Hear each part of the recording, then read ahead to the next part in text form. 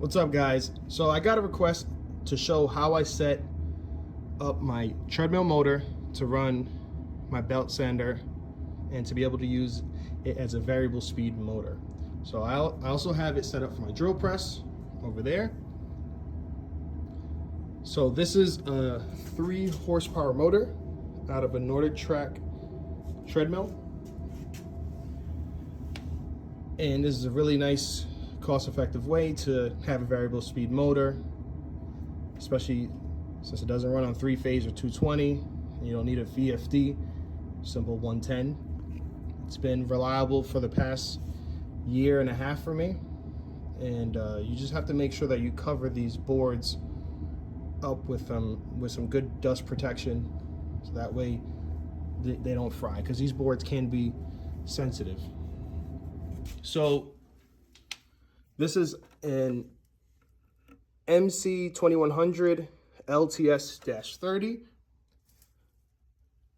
And when you get the treadmill, you want to take off the covers. You want to take pictures of how all the wires are hooked up. So you want to take pictures of everything before you take anything apart. You want to see how your motor is wired to the board, how your power and everything is wired to the board, and what wires connect to what. You can label them to make sure that you keep track of everything. Keep your ground cables. Obviously, if you have it in a metal enclosure, you want to ground the board to the box, and then you want to ground your plugs, your power to the box so you don't get electrocuted. And this comes inside every treadmill. If it wasn't open, it should be in there. And this is just a diagram that shows how everything is hooked up. So it'll show how the incline mechanism is hooked up to the board, and how the thermal how the drive motor is hooked up to the board, and how your plug is hooked up to the motor and to the board. Tells you exactly where everything goes. So if you do skip a step, don't take pictures of how everything hooks up. If you can follow this diagram, you'll be in good luck, in good hands. So when you start stripping the treadmill, it has a lot of wires going to the control board.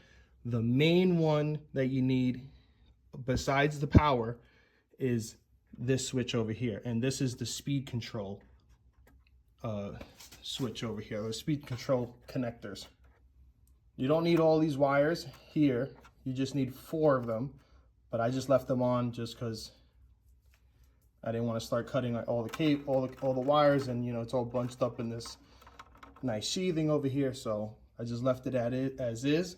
When I get to the other end, I just cut the wires off at the very end that I needed. So the first one you need is this black and white one, and I'm gonna talk about this unit in a moment. This is a PWM modulator, so it sends a frequency to the motor and allows it to run. Without the frequency, you can't get the motor to run.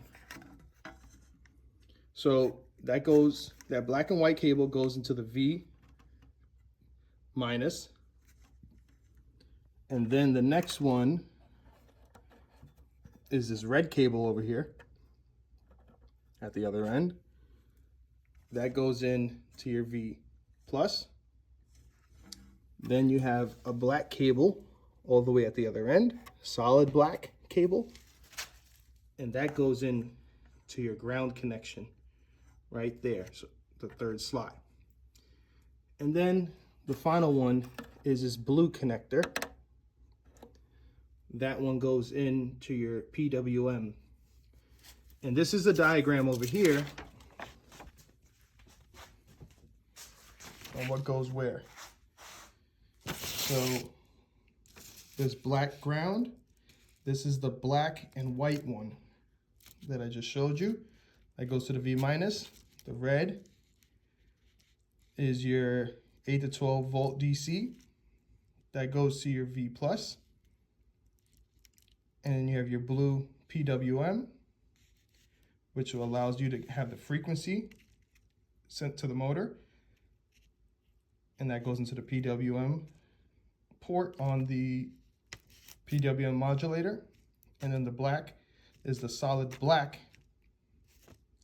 and it's the ground, and that goes into the ground connector and the PWM modulator. I believe this one, the red, powers the PWM modulator. Other than that, what I did here, I had this housing, I cut the holes in it, and see that's the PWM frequency meter. And then I just put the fuse for the off and reset of the straight off of the treadmill, just put it in there. And it's a very, very simple setup. And it's been very, very helpful having this setup. It's allowed me to build this 2x72 belt sander and have a lot of fun with it.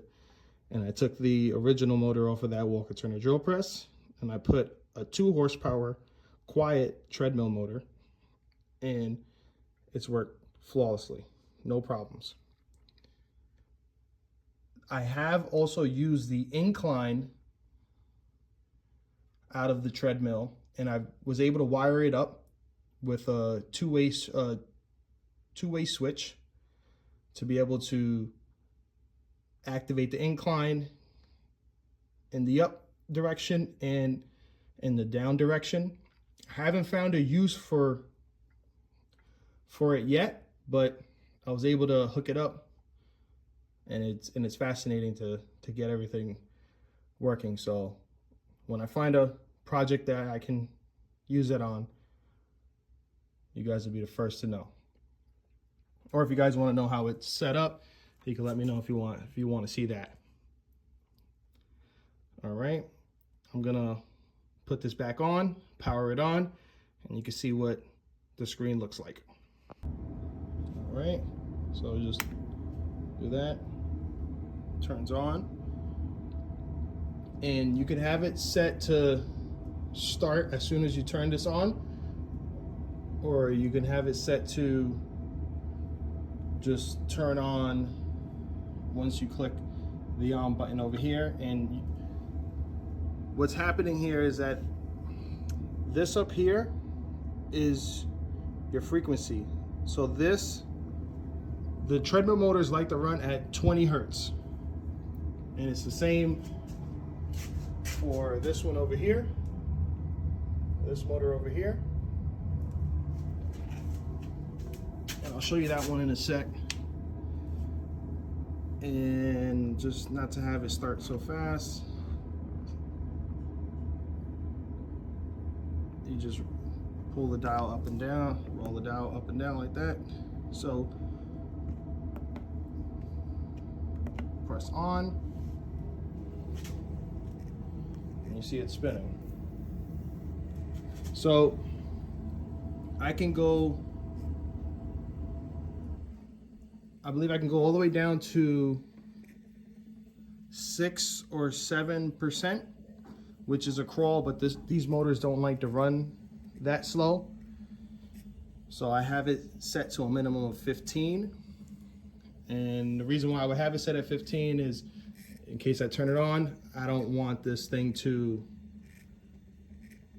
start moving super fast, and then I'm not paying attention and get hurt with the sander. But you can have it set, I usually have it set to like around 35, 40, and then I tweak the speed from there.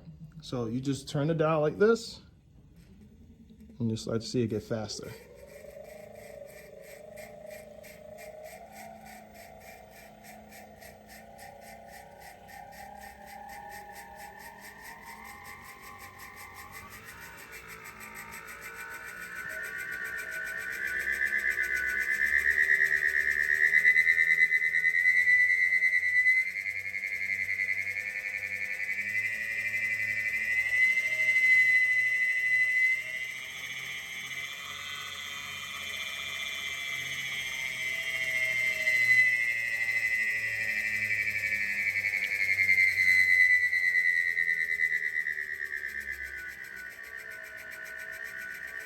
push this, and it turns it off. And it has a slow start, and it has it ramps down it slows down the speed as it slows down, so it's not like an abrupt stop. But that's pretty much this whole setup. If you have any questions, put a comment down there, and I'll try to answer it to the best of my ability. I'll show you this one over here. And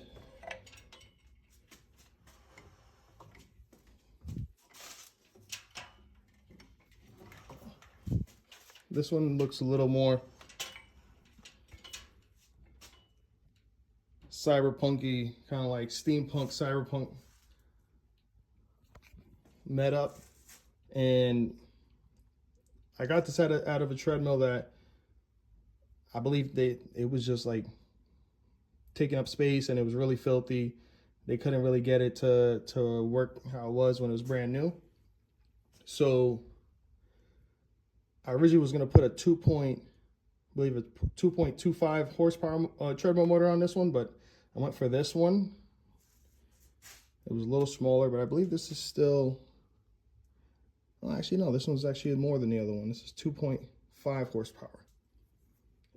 And it doesn't bog down or anything when I'm drilling. It's just my belt setup. I have to get a better belt and set that up a little better, because the belt is what slips. And also I have to machine a keyway in the shaft of this motor. I did it for this one. I took it apart, machined the shaft for it. So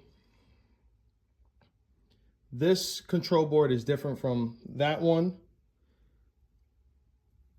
and it came with a few extra parts. But like I said, you take a picture of how everything is hooked up before you take it all apart, and it'll be that much easier. And everything just hooks up the same exact way. And then this is the speed controller on this one, and it was the same exact wires, the same exact frequency. These motors like to be 20 hertz.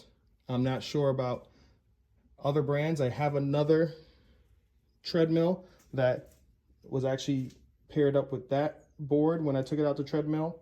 And then I got this one, and then I picked up this one.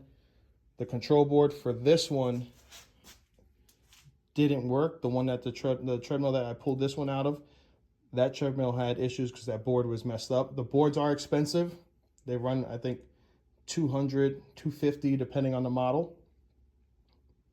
So if you get a treadmill with a messed up motor, there is a way to wire them up to be able to have variable speed, but that's something that I'm still messing around with, and I left that project on the back burner for now since I have two working motors. I didn't need a third right now, so I just swapped this one for the other one, or swapped the other one for this one, and this one has been working like a charm, like a beast.